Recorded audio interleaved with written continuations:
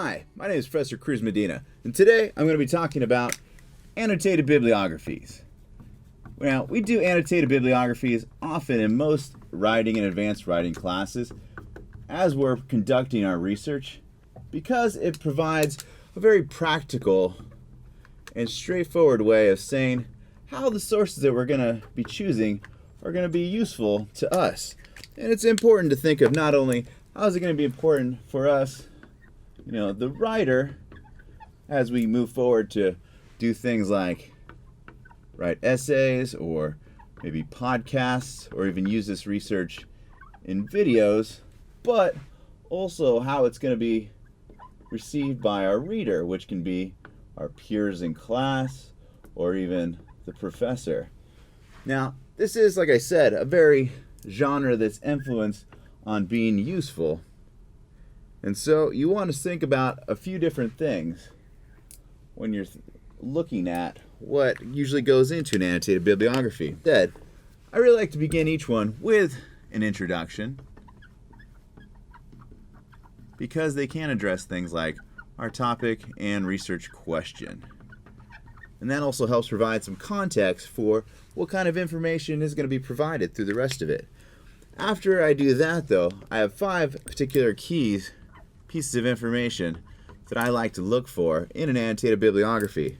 Now, that first one I already mentioned, which is the MLA or maybe even your APA as well, citation. And oftentimes you have that, and it usually goes in the form of last name, first name, and then period, title of the article, period, title of the journal, volume, number, year, and then page numbers. So this part might not seem like nearly that fun of a part of the annotated bibliography. However, some of this is really important information when we're looking at not only titles of the article, titles of the journal, sometimes will tell us how much it is speaking to our research question, whereas the title of the journal will actually kind of let us know about some of the issues of maybe credibility, whereas the year also lets us know how relevant this particular source is. And then the page numbers, once again, kind of lets us know sort of how much information might be available, which then speaks to the question of usefulness when we're looking at our sources. So the next thing I like to keep in mind too, or that I look for in annotated bibliography, is the summary.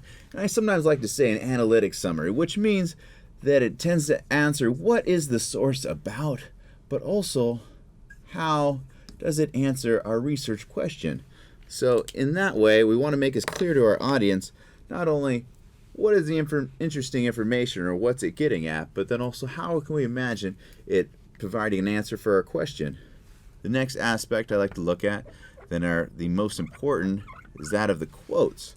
So I generally like to go for 2 to 3 quotes depending on how much information is. And literally this is the part of our annotated bibliography that I think more often than not you're going to find all annotated bibliographies are really going to want to focus on what is the important information. And I think those quotes, when they're really effectively done, demonstrate how useful they're going to be just by on their own. Sort of, they're demonstrating their use, which I think is really important to keep in mind. And then I also like to include a beam category. Now, that's not something that all people might use when they do annotated bibliographies. And if you're not sure what beam is, I have another video in which I explain that completely. But really quickly, the categories include background, exhibit, arguments, or method. And I think it's really nice just to be able to explain to your audience and for yourself as you're thinking through what kind of source it is, how you could find yourself using these sources to fit into one of these categories. Now, the last aspect I like to look at is that of credibility. Often I tend to think of this as sort of a rhetorical evaluation, right? Where maybe I am kind of looking at these questions of like, is it a very logic? Is it emotional? Or is it, ethical in some other form of credibility. And this question right there can seem a little bit daunting. However, if you're mentioning something about, some particular statistical data or some dates or a really powerful argument, then you should be able to connect those more often not, saying things like, maybe your emotion connects really well to this argument, or these statistics and dates really connect well with this idea of logic. Or once again, if you're just looking at your source and it has a really good job of explaining how your person who's written this has a lot of credibility, then you might say something about their own professional background, where they might teach, or other publications that they've done. And in that way, you're explaining not only why they might be good about a credible source and a researcher, but you're also kind of getting at this question of, could there be any potential limitations there?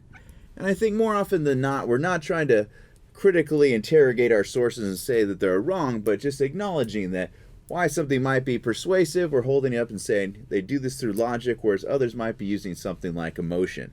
And I think we tend to see this in a lot of other majors where you're looking at questions like causality not equal, or correlation not equaling causality. Thank you for your time. If you have any questions, contact me on Twitter at Academia de Cruz. Thank you.